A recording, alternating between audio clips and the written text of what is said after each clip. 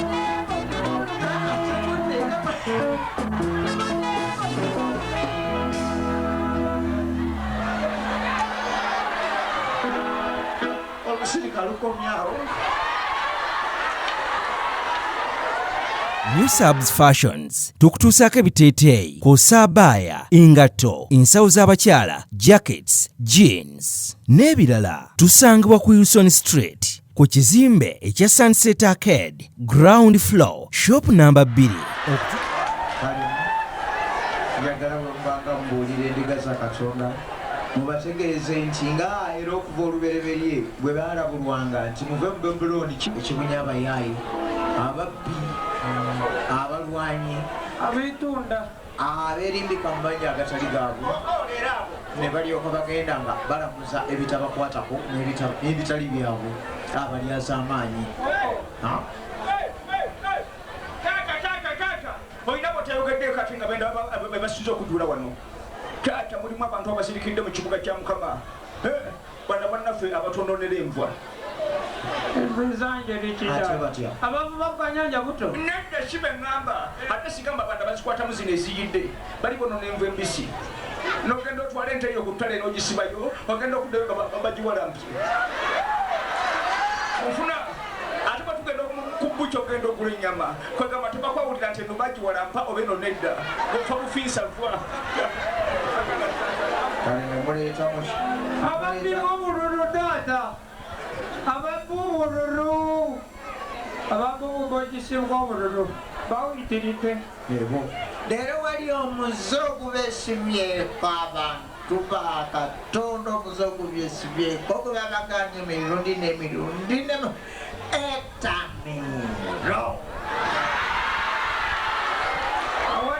omwenge mumazima mbagamba nti teri mutamiivu munywi wamwe ngagenda kuyingira mu bwakabaka bwe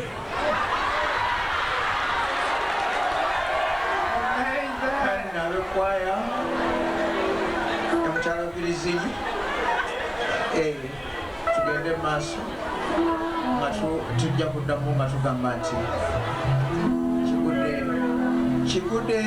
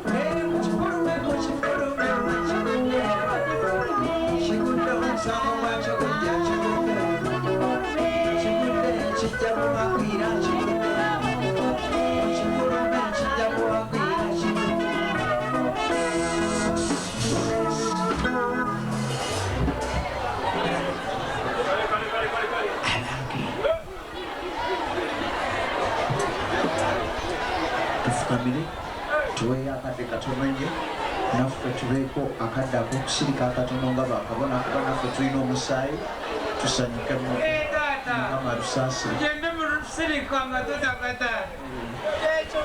tugenda mu lusirika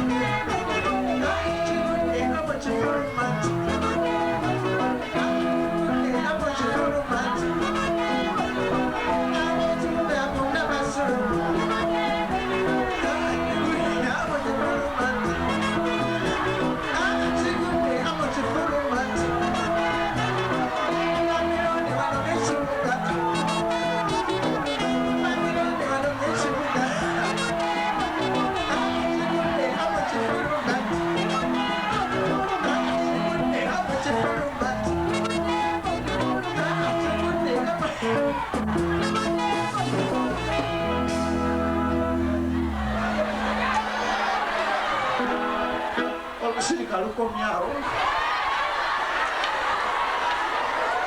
Ama's Closet ffe tukyasinza okutuusako ebyambalo eby'omulembe okuva e China omuli zi tops, skirt, office pants, legging n'ebirala bingi tusangibwa ku Ham Shopping Grounds Block D mu room 252 ne 099 okumpi n'ekizimbe ekya Jesco Beauty Center opposite Total Business. Olaba Block D wetandikira kati yambuka amadaala edduuka ly'osookerako ku kkono ly'erya Ama's Closet. Tutunda ekimu ekimu n'okusuubuza tukubire ku 0701 93 83 16 oba 0762 89 82 01. Ama's Closet, where fashion meets you.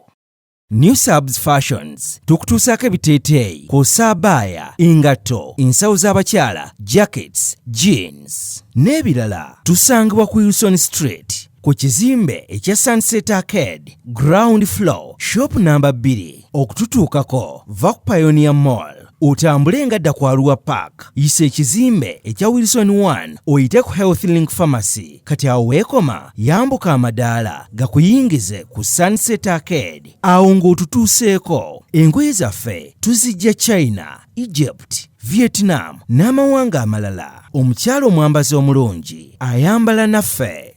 Yino Chikaya College School essomero eryegulidde erinnya mu kusomesa abaana ate ne bayita ssomero lya Dene Boarding mix y'abawala n'abalenzi senior 1 paka senior 6 balina library science ko ne computer labs byonna bijjudde balina arts ne science subjects co-curricular activities ko ne section y'ebyemikono omuli okusiba enviiri okukanika n'ebirala ebigwa mu kkowe eryo omwana n'ava ku ssomero lino ng'ali self contained. Kyewuunyisa ensimbi zaabwe ze zijja mu nsawo ya buli muzadde. Basange Chikaya Bulenga Mitiana Road okumanya ebisingawo noti 757 mukaganya emwemu 57. B is a hotel and bar. Tusangibwa Nsago ku lw'Ennakawuka ku lw'empeereza ennungi tukola essaawa 24. Tulina ebifo ebisulwamu nga biyonjo ebiddaabirizibwa buli kadde ebyemizannyo ng'okulaga omupiira, okuzannya pool n'ebirala. Ebbaala ejjudde obulungi, emmere ekutuukako mangu, paakingi nnungi ate nga security eri gguluggulo. Okubuukinga n'okumanya ebisingawo kuba ku 0790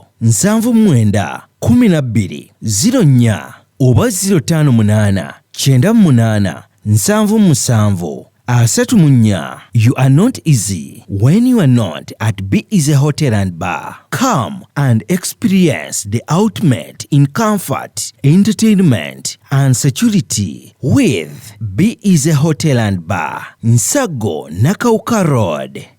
Plan B Records ye studio yokka ekuwa ekiri ku mulembe. Oyagala ku recordinga luyimba ku Plan B Records. Tu recordinga nyimbe z'ekika kyonna nga raga, reggae, kadongo kamu, afrobeat, band music n'ebika bya music byonna eby'enjawulo. Era tukozesa ba producer abalina obukugu. Kati gwalina essomero, kwaya, naawe omuyimbise kinoomu. Jangu tukolere oluyimba oluli ku mutindo ku miwendo egy'okuteesa. Plan B Records.